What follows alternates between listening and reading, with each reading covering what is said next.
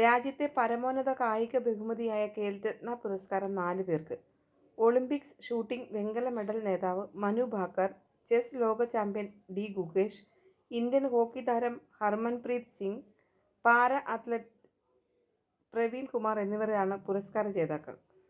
മലയാളി നീന്തൽ താരം സജ്ജൻ പ്രകാശ് ഉൾപ്പെടെ 32 പേർക്ക് അർജുന പുരസ്കാരവും ലഭിച്ചു.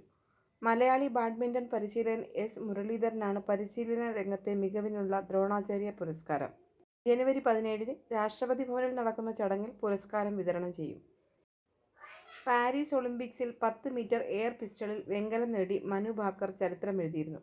ഷൂട്ടിംഗ് വ്യക്തിഗത വിഭാഗത്തിൽ മെഡൽ നേടുന്ന ആദ്യ ഇന്ത്യൻ വനിതയെന്ന ചരിത്രമാണ് ഇവർ സ്വന്തമാക്കിയത്.